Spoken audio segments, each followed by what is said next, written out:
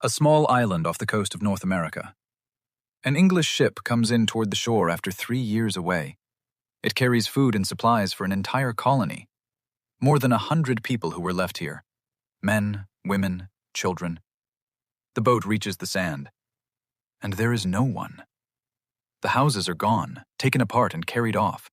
No bodies, no graves, no sign of a fight.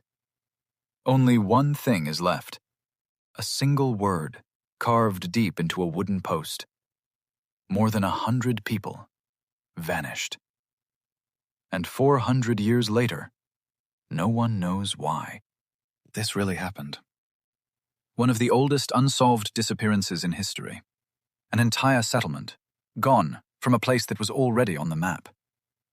To understand how it happened, you have to go back, to the people who crossed an ocean to get here, and to why they came at all. They weren't soldiers or treasure hunters. They were ordinary families, sailing toward a coast almost no one in Europe understood. They came to build a town and a new life. What was left of them, in the end, was an empty village and one word. To see how that's even possible, start at the beginning. With a poor country that wanted its own piece of the new world. The end of the 16th century. England is a small, poor kingdom on the edge of Europe. It is ruled by its queen. Next door, Spain is hauling treasure out of the Americas by the shipload and turning into the richest power on earth. Gold, silver, whole fleets of it crossing the ocean. England wants the same thing, its own land, its own share. One man pushes hardest for it, a courtier named Walter Raleigh. He gets the Queen's permission to claim land across the sea. The territory is named Virginia. On the map, it's huge and empty. In reality, no European knows what's actually there. But Raleigh never goes himself. He stays in England, and he sends other people to do the dangerous part. The first group sent over isn't families, it's soldiers, armed men looking for gold and fast money. The place they pick is a low, sandy island, hidden behind a chain of barrier islands. Its name is Roanoke. They build a rough wooden fort and start looking for riches.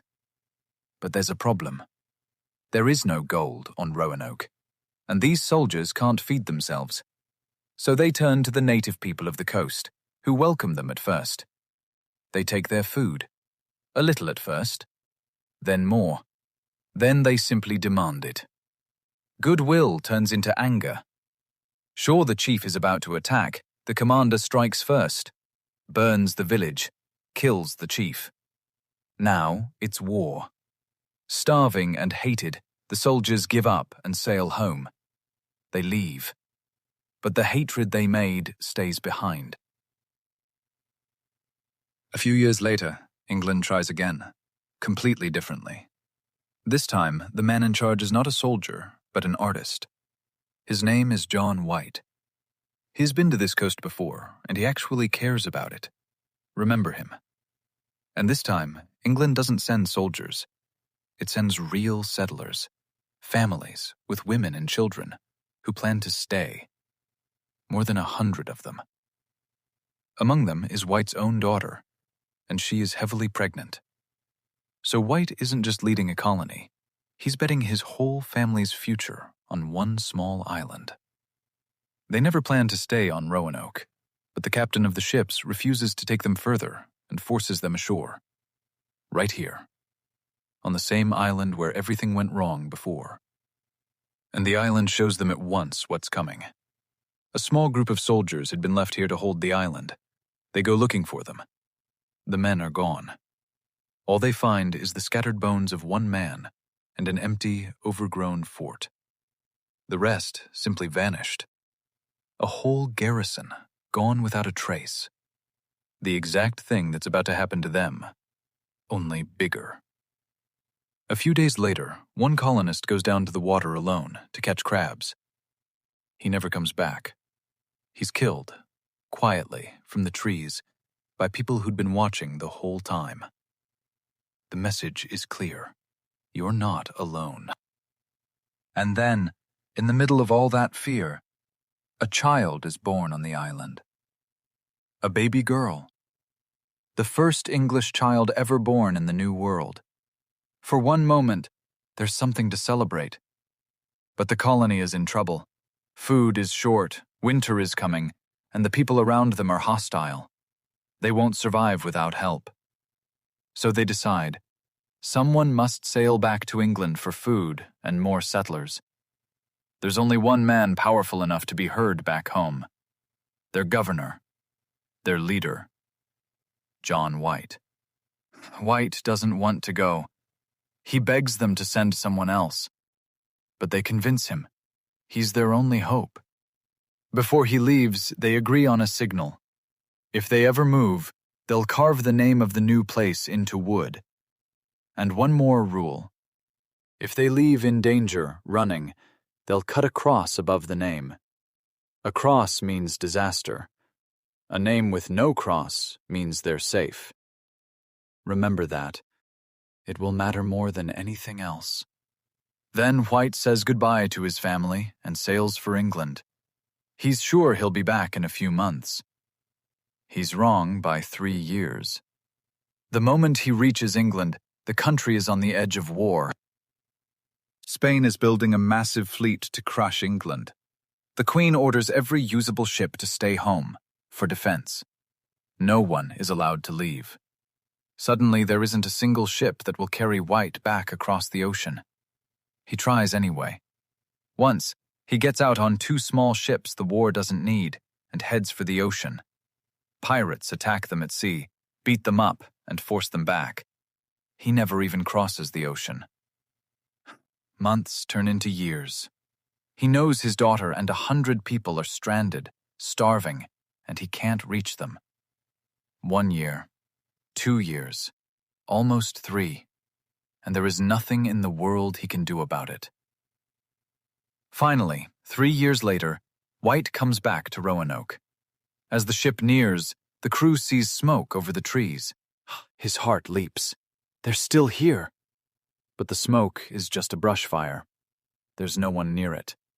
He hurries to the settlement, and he finds exactly the scene we started with. Empty. Silent. The houses are taken apart. A tall wall of logs has been built around the clearing, as if they fortified it. No bodies. No blood. No sign of a fight. And then he sees it. A word carved into one of the posts. Croatoan. On a tree nearby, the same word. Unfinished. Just 3 letters, as if someone was interrupted. And there's no cross. Anywhere. By their own signal, that means one thing. They weren't attacked. They're alive. Croatoan is no mystery. It's an island just to the south, and a tribe that lives there. The one tribe on the whole coast that was always friendly to the English. If the colonists went to them, it all fits. White orders the ships to sail there at dawn. But that night, a storm hits. A bad one. The ships are nearly wrecked, anchors are lost, and the exhausted crew refuses to stay. The storm drives them out to sea. He's forced to turn back, 1 day from his family. He never gets there. He dies never knowing what happened. So, what happened to them? Over 400 years, a few real theories have emerged. The first is the most likely. They left the island and went to live with the Croatoan. Over time, they blended in. Marriages, children, a shared life. A century later, travelers described natives on that coast with gray eyes and lighter skin, whose ancestors could read. And today, archaeologists keep digging up English objects from that exact period, mixed in with native ones. The second theory is darker. They never reached safety. Wiped out by hostile tribes or by the Spanish.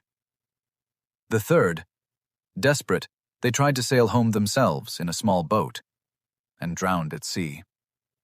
And the fourth, they split up.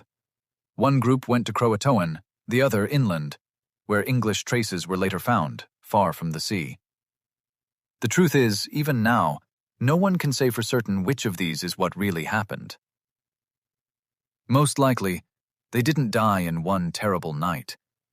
They simply left and became part of another people.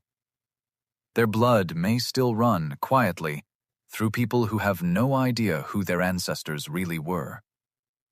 But no one has ever proven it. So Roanoke stays what it's always been, a real, unsolved mystery. An entire settlement that vanished and left behind a single word on a wooden post. So what do you think happened to them? Tell me in the comments. Subscribe. There are plenty more stories like this one coming.